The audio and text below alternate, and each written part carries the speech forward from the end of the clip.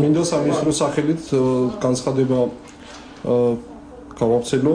მოგეხსენებათ, რომ 2012 წლის ოქტომბრის დასაწყისში აღინიშნა სხვადასხვა ობიექტების თვითმფრინავის დაკავების ფაქტები.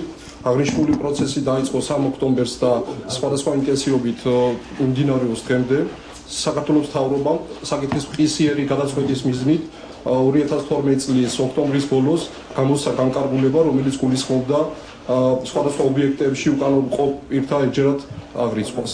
განკარგულების მოთხოვნებათა შესრულების შემდეგ გამოიცა მთავრობის დადგენილება, რომელიც გარკვეული კრიტერიუმების დაკმაყოფილების შემთხვევაში ითვალისწინებდა ბინის ქირის უზრუნველსაყოფად სოციალური დახმარების გამოყოფას 200 ლარის ოდენობით. ამასთან შეიქმნა უწყებათა შორისი კომისია, რომელმაც განიხილა იმ დროისათვის შემოსული 2300 განცხადება. შესაბამისად ამ განცხადებებიდან დაკმაყოფილებული 1195 განცხადებიდან სოციალურ დახმარებაზე თანხმობა განაცხადა 863-მა.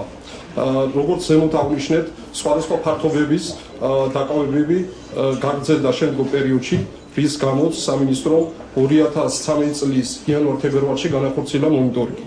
მონიტორინგის შედეგად გამოვლინდა, რომ სოციალური დახმარების მიმღები 863 ოჯახიდან 106 ოჯახი კვლავ უკანონოდ რჩება სხვადასხვა ობიექტებში. რაც ნიშნავს, რომ ამ ოჯახებმა არ შეასრულეს განცხადებით ნაკისრი ვალდებულებები, კერძოდ არ დატოვეს ეს ობიექტები და ისევ იმყოფებიან უკანონოდ ასეთ ობიექტებში. რის გამოც მომავალი თვიდან დადგენილება შესული სრულიად საფუძველზე იმ შემთხვევაში თუ მათი მხრიდან არ მოხდება სოციალური დახმარების მიზნობრივი გამოყენება, შესაბამისად შეუწყდებათ სოციალური დახმარების მიღება. აქვე აღნიშნავთ, რომ სამინისტროს შესაბამის სამსახურის მიერ დღეიდან მოხდება ასეთი ოჯახების დაკავებულ ფართობებზე ადგილზე ინფორმირება და ის ოჯახები, რომლებიც დატოვებენ დაკავებულ ფართობებს, გააგრძელებენ სოციალური დახმარების მიღებას. ამასთან მონიტორინგი გაგრძელდება პროგრამის მთელი პერიოდის განმავლობაში. ეს იყო ყველა თბილისი და საქართველოს რეგიონებში განხორციელდება უშუალოდ ეს მონიტორინგი და შესაბამისად შესწავლილი იქნება ყველა ოჯახი.